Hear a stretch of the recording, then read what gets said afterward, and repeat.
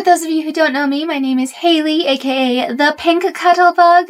I do a lot of alt fashion, and I've just started doing like stories and creating characters, and now I am going to start making my own clothes for a specific character. So that's what we're gonna try today. This will probably not be a how-to video because I've never done this before, so I am just gonna like stumble and figure it out as I go. I've already watched a bunch of like other YouTube videos and stuff for how to do things. It's gonna be me like applying that knowledge to a project of my own.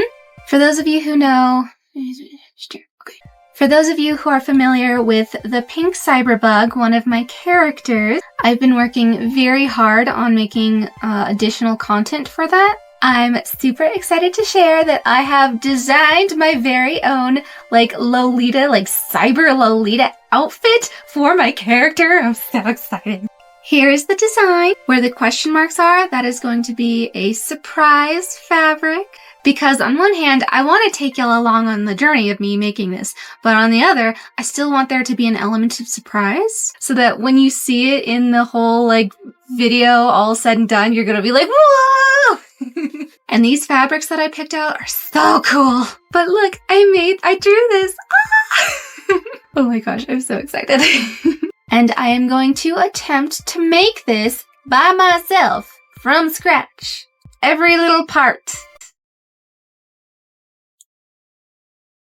Let's see if I can do it. I am only working on the cardigan and the skirt, nothing else. And I think it's important to see what other people's like chapter 1 looks like compared to like, you know, chapter 20. People have been doing this for years and years and years. You're gonna come along with me and watch me make mistakes. Because maybe that'll make it feel less intimidating if you want to try this. Wouldn't that be cool? So hot. Today I'm going to start on the proof of concept. So I have the design. Now I need to make like the actual fabric pieces and like pin them together and see how I want them to like be sewn together and whatever. And to do that, I bought some new supplies. I have the sewing mannequin, which I can like pin fabrics to, and it's actually to scale to 1/4 of an actual size person, because I do not have room in my tiny little room for another full-size person to just chill. So I got a smaller one. Basically, I'm going to create a small-scale sample on this tiny thing before I go into the larger production one. I have this grid paper, which has a grid with numbers on them, like is 1 inch apart each, and then it goes up like 1, 2, 3, 4, 5, etc. This is for when after I have my fabric pieces cut out and put on the mannequin and pinned together, I can unpin them, lay it out flat to see how it looks on a flat surface. And that will become the template of the fabric for when I make the final scale. I got a notebook, and yes, it had to be pink, with some dots in a grid on the inside. So I can use this to help draw the patterns and figure out the dimensions that, like, what my body measurements are versus the fabric and that kind of thing. Unrelated to the actual, like, design and sewing and whatever of the project, but relevant to video production, I bought this little extension arm thing that I can just put perpendicular to a tripod. And so I can attach my phone on here, and it can be like straight down. It can look straight down onto the surface. You know, like how people do in those like cooking videos? Well, now I can finally do that. And it was only like $20 or something, so super cheap. And I just really like video production, and I want my quality to be good. I have a few different practice fabrics that I'm going to be working with. So let's get into it.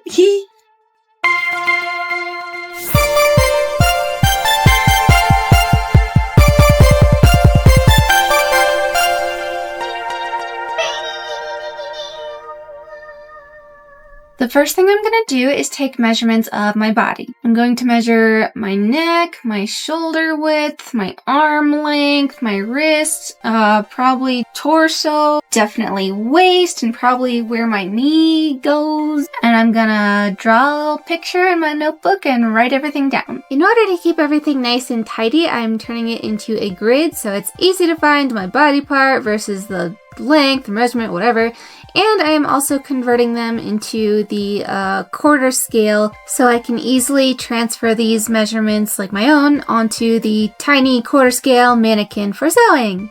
Well, the boring part is over. I think the first thing I want to do is work on the cardigan, and I'm going to start with the sleeves. The sleeves I have chosen are called bishop sleeve, and I'm supposed to start with a regular, like straight arm sleeve. So here's a template I found for that. And there's also like additional things I need to do, but we're starting with this. So I'll be working with the large grid paper for this. The sleeve template has measurements, so I'm going to divide those by 4 for my quarter scale mannequin and then trace that onto the paper. Don't know how good I'll do. I decided to use my own measurements, the ones I took in my little notebook, instead of the ones they gave me, because I want it to be more fitted to me, obviously. I'm starting out with the bicep length, which goes left to right, well, diagonal left, bottom to that line right there. Then I'm bisecting it to get the arm length. That's from the top of the shoulder to my wrist. And now I'm doing a little paranormal activity, well, a ghost shapey thing. I forgot what that shape is called, but that is where my shoulder is going to go. Then drawing the long lines, which will be like the length of the arm. And now it looks like a coffin. A coffin arm sleeve. Coffin sleeve. Yeah. Has anyone made that before? That would be really cool. Ooh, ideas. Then we cut it out, 'cause that's what we do, and we sew. Ba-na-na-na-na. And now I have to draw up into like quarters. So I have it evenly going across the bicep length. I think it's like 1/2 inch each. And then I draw a line straight down on both of those lines that I just drew. Then I cut along all of those vertical lines, all up until like almost cutting them off, but not quite. They still gotta be like a little bit connected.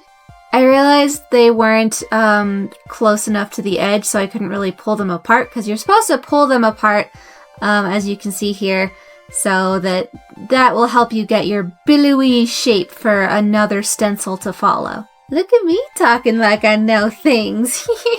Now I have the cut up sleeve on a brand new stencil that I'm going to like pin in place and figure out how wide I want it to be. So I'm now pinning them to the back sheet and just playing around with the wideness of it, see what I like, and then measuring in between and thinking about like, okay, how's this actually going to scale up? And once I'm finally happy with something, I start tracing the shape onto the back piece of paper that I didn't cut up yet. I mean, technically it's cut, but that's okay. We're not going to talk about that. The reference I found said that you should add a little bump only on one side of the bottom of the sleeve to make it a little more billowy. So that's what I attempted to do here. I don't know how it will actually look when everything's like sewn together, but we'll see. And then we just cut it out again. Ba-da-da-da-na-na, ba-da-da-da. And ta-da! Here are my 2 pieces all finished. Yee! Well, that was so much effort for one tiny little sleeve. But this should now look something like the billowiness of this sleeve here. I hope. I guess I should try to shape this, and paper is not a great indicator. And then it's supposed to get like really tight and like scrunchy on this end. I guess we should cut out some fabric using the stencil now. I'm going to use this fabric since it's the same color and roughly the same, maybe sort of material that I plan to use in the final product. I found it at a thrift store and it was like $3, so yeah, I had to get it. Okay, this is like the more fun part. Oh yeah, cutting is so fun. I love cutting with scissors. Don't quote me on that. Before I actually cut the shape of the fabric, I am going to pin the template to the fabric, even though it kind of hurts the paper, but that's okay, because this way the fabric stays in place and I won't make any mistakes. The template does not account for any seam allowances, so I am cutting a 1/4 inch outside the template so that I can sew in that small area. And now I'm gonna try to pin it together to make it look like a real darn sleeve. Ba-na-na-na, this is gonna be great.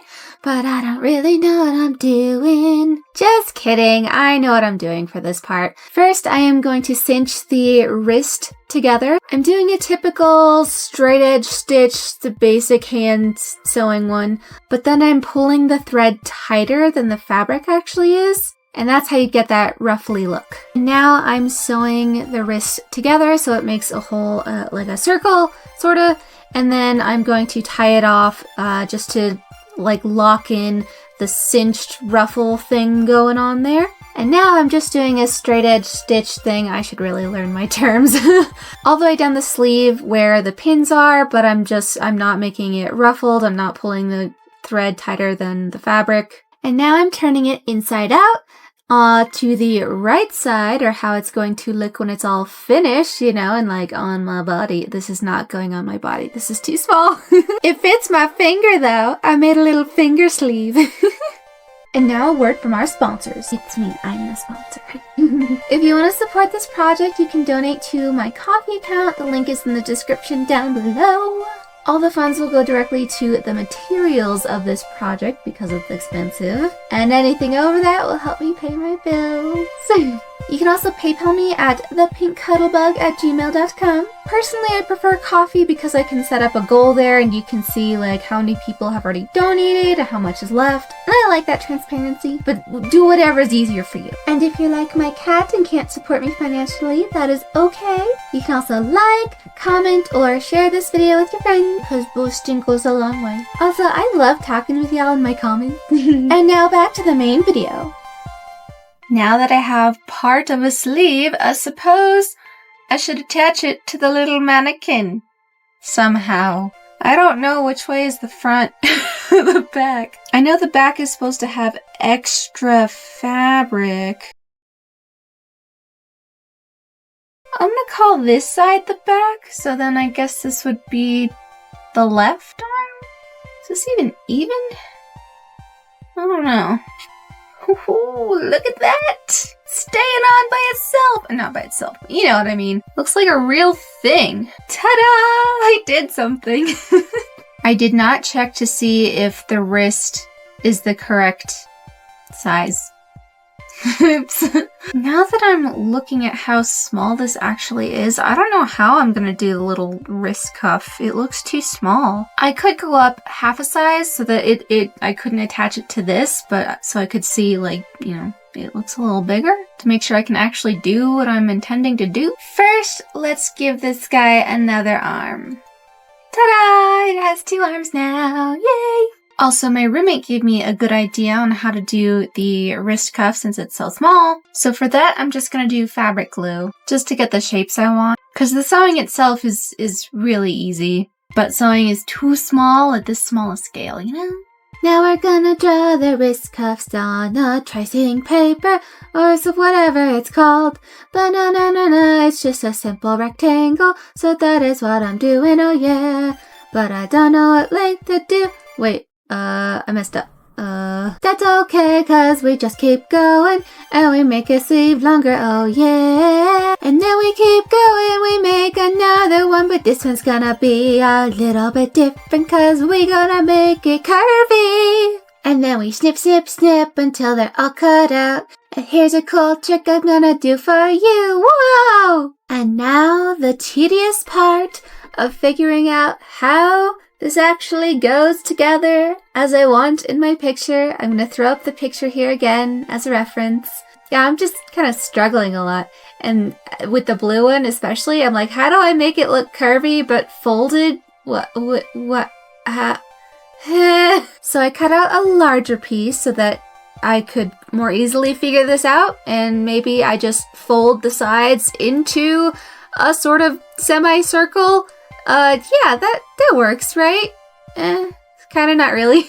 At this point, I remembered that I looked up a YouTube video not too long ago on how to do scalloped edges. Here's a picture of an example. So that I'm like, I'm a genius. I remembered something. So I'm gonna do that.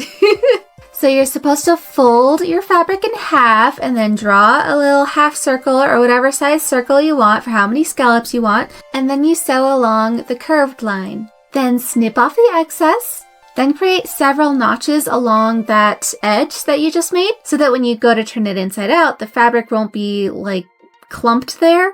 It'll be flat. In that moment, I realized I could not turn it inside out because I had sewn everything together. So I made a cut in the fold at the top.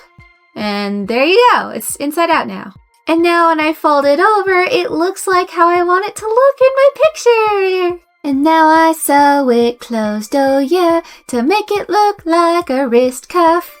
Ba-na-na-na-na-na-na-na. And then I do the same thing to the black fabric. Wait, just kidding. I forgot how they need to connect, so I undid those knots I did. Now I am sewing the 2 separate pieces of fabric together. And then hopefully fold them over each other? Maybe that'll work. It kind of worked, but then I was like, I'll just do fabric glue because sewing all these tiny things is hard. I don't like it. But the fabric glue wasn't coming out.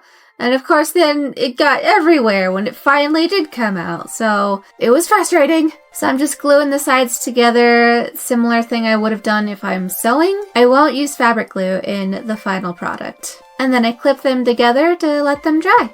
Now they're magically dry! How time has passed! So now I'm taking off the clips and I'm going to glue the cuff onto one of the sleeves. You missed the gluing part because I couldn't get that in the shot because I'm still having trouble getting everything in the frame while I'm working. This is new to me, okay? But then we clip that back on and set that aside to dry. And then we wait. I just realized, the right arm is not supposed to be one solid fabric. It's supposed to be 3 separate fabrics. So I'm going to have to throw this out and start over. But that's okay. It's still good practice, you know. Bam! Bam! Failed transition. I forgot to do an outro for the transition. Oh well. I'm cutting my 3 fabrics using the same arm template. And then I'm marking each of the arms where I want the little chevron thingy-majig to be. I'm trying to take the seam allowances into account when I'm making the markings, so hopefully everything comes out evenly. We'll see if they actually do. I should actually probably make 3 separate stencils for this so that everything is even and mathematically correct, so I'll do that next time. And then cutting exactly on the lines I made and lining them up to make sure they all fit together. And we're gonna do a transition. 1, 2, 3, go! Now they are all sewn together and it doesn't look too bad. I thought it might look bad, but it looks fine. And finally, we're gonna turn it into a sleeve. And huzzah! It's done. I've done it. It's a sleeve now. Hee hee hee. And the chevron looks pretty good. I'm happy with it. Voila! We have 2 different arms. One with a cuff and one without. The right arm here has a cool like chevron thing going on with different materials. I think it's gonna look so cool when it's all put together with the final like surprise fabric. Something I already know I want to change for the full-size version is I want to make the sleeves a lot puffier. So we're gonna make this stencil thingy a lot wider, like a lot. And obviously I won't glue anything on the final product. It'll be sewn together like very strongly. And that's all I'm gonna do today because I'm tired of this. So in the next video I will work on the front and hopefully the back of the cardigan. So keep a lookout for that video and I'll see you next time. Bye! I can turn off my lights now. And I don't have to have them in my eyeballs. I'm nervous cause I don't like doing fake intros like the YouTube ones you always see. They sound so fake and it's weird.